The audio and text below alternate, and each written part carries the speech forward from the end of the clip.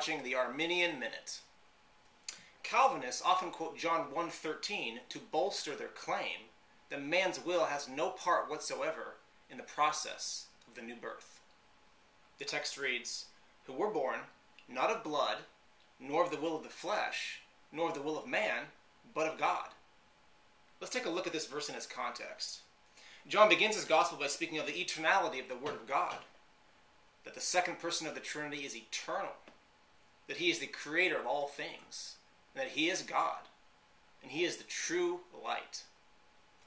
Then he speaks of John the Baptist, verse 7. "This man came for a witness, to bear witness of the light, that all through him might believe." Did you catch that? Might believe.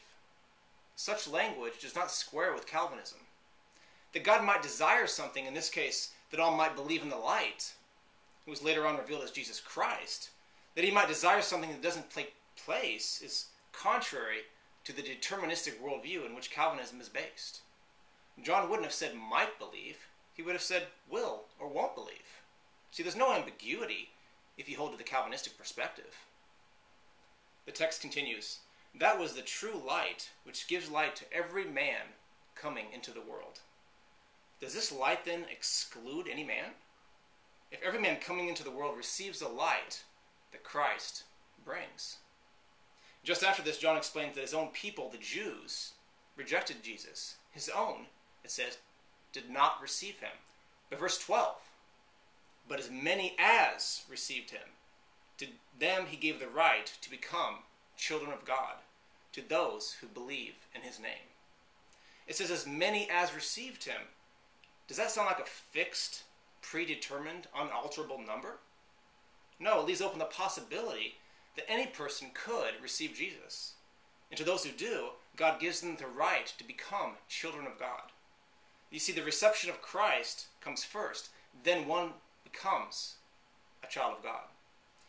You are not born again to believe, you believe, and then you are born again. And again, the verse Calvinists point to, verse 13, "Who were born not of blood, nor of the will of the flesh, nor of the will of man, but of God." And for the sake of time, I'm not even going to get into the issue of there being a textual variant of this verse. In many old Syriac and Latin manuscripts, the single "who was born," not "who were born," is used.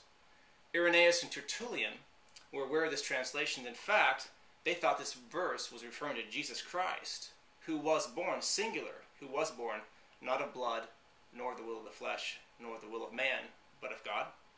But really, I'm not even going to go there, because I don't feel like I need to. If the verse is referring to believers, it is indicating that as many as received him, Jesus Christ, such individuals were not born again through natural means, not of blood through the birth canal, nor of the will of the flesh, which would be sexual desire, nor of the will of man, again, physical intercourse. But they were born again supernaturally by God upon their reception of Jesus Christ. We will have to look to another place if we hope to find a biblical basis for unconditional election. Thank you for watching the Arminian Minute.